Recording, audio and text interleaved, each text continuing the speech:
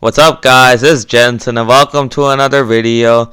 So, it seems like after the Chicago Bears got Nick Foles, the rumors are that Mitchell Trubisky will still be given a chance to get the starting job.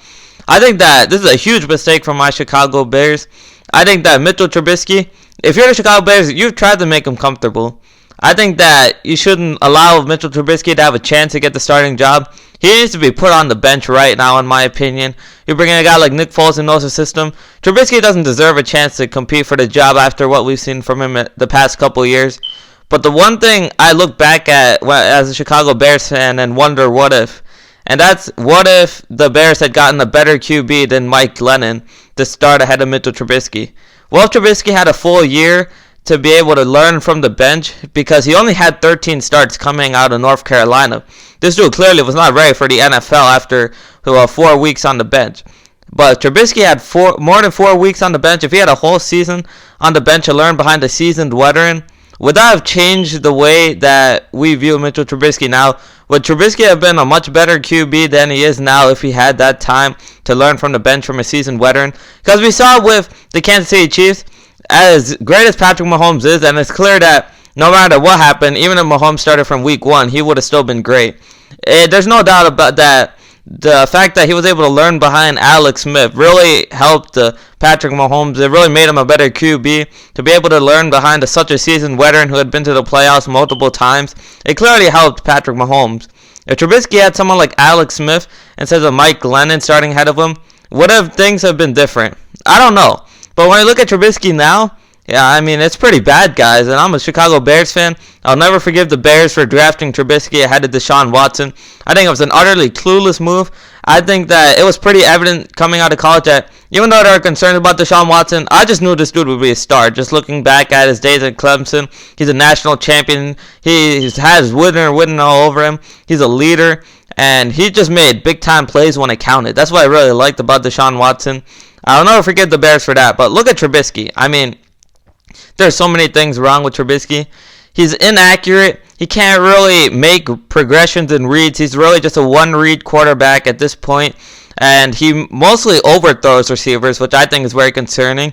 At times, he makes pretty terrible decisions as to where to throw the football to. And you can point back to only 13 starts as North Carolina as a reason why Trubisky is so bad at that. Doesn't really understand the play clock.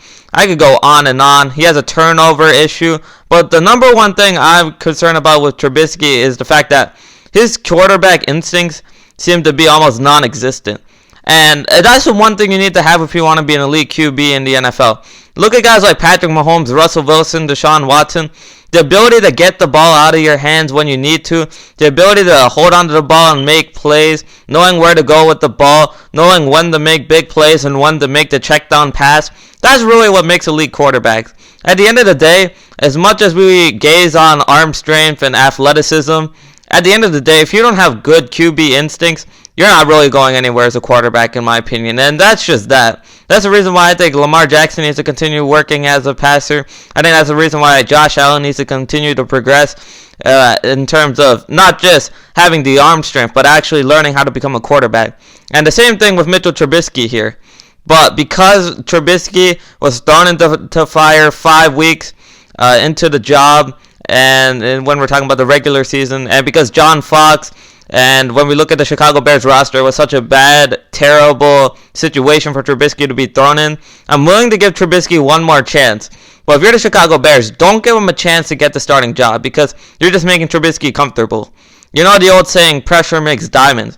We had to make Trubisky uncomfortable in order to see if this man can become a legit QB in the NFL. So you put him on the bench, you let him watch a ton of film, let him watch Nick Foles, who is a professional QB. He is a solid QB, and he's had success in the NFL, Super Bowl champion, gets the ball out of his hands quickly, works well with the RPOs, play action pass.